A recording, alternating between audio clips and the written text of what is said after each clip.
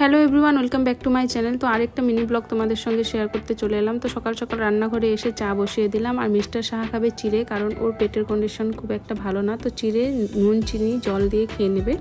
আর আমি খাবো চা। তো চা বানানো আগে যখন পড়াশোনার মধ্যে ছিলাম তখন এই রান্না খাওয়া এসবের কোনো চিন্তাই ছিল না, কারণ ঘুম থেকে উঠে সব কিছু তৈরি পেতাম। কি খাবো কি না খাবো, কি খেয়ে কলেজ যাব, এসে কি খাবো। তো যাই হোক, চা খাওয়ার পর কিয়ানকে এবার পাঠালাম সামনে, বাড়ির সামনে যেটা অঙ্গনবাড়ি স্কুল আছে সেখানে। তো উনি ঠাকুর নম করে চলে গেল স্কুলে। তো তারপর কিয়ান যাওয়ার পর মা এদিকে তরকারি কাটছে, কি রান্না হবে সেই ব্যবস্থা চলছে। আর আমি ততক্ষণে বিছানা টিছানা তুলে নিলাম। ঘরের কাজ কমপ্লিট করে এবার চলে এসেছি রান্নাঘরে এসে কিন্তু আমি রান্না চাপিয়ে দিলাম, কারণ আমাদের বাড়িতে 12টা সাড়ে 12টার মধ্যে আমাদের রান্না কমপ্লিট করতে হয়, কারণ বাবা আর কিয়ান দুজনেই তাড়াতাড়ি খাওয়া দাওয়া করে। বাবার তো 1টার মধ্যে রান্না কমপ্লিট চাই, কারণ বাবা সকালে রুটি খেয়ে থাকে। তো একদিকে ভালো হয়, আমারও রান্না তাড়াতাড়ি হয়ে যায়। আর ওইদিকে কিয়ান স্কুল থেকে চলে এসেছে, ওকে ফ্রুটস কেটে দিয়েছি, ও ফ্রুটস খাচ্ছে আর টিভি দেখছে। আর আজকে রান্না করছি কাতল মাছের তেল ঝোল, আর হচ্ছে চচ্চড়ি, আর হচ্ছে ভোল দিয়ে একটা তরকারি পেঁয়াজ দিয়ে।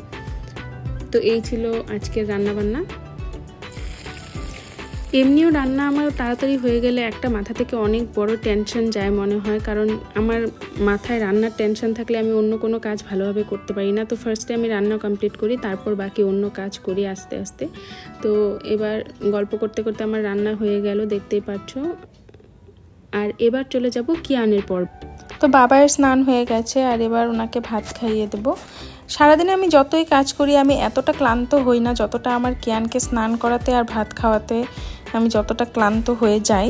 তো ওকে ভাত খাওয়ানোর পর আমি একটু টুকিটাকি যেগুলো কাজ থাকে সেগুলো করে স্নান করে ফোন ঘাঁটবো, আর তারপর যখন মিস্টার সাহা আসবে তখন লাঞ্চ করে নেব। আর আমাদের লাঞ্চের পর আমি কিয়ানের জন্য যেই না সুজি রেডি করেছি, ও বাথরুমের সামনে গিয়ে লুকিয়েছে, সুজি খাবে না বলছে আর নানান নখরা করছে। তো হাজারো পটিয়ে পাটিয়ে ওকে খাওয়ানো হলো। আর এইভাবেই গেল আমার আজকে সারাদিন। আর রাত্রে ডিনারে ছিল বিরিয়ানি। তো আজকের মিনি ব্লগটা এখানেই শেষ করছি, দেখা হবে নেক্সট ব্লগে। টাটা।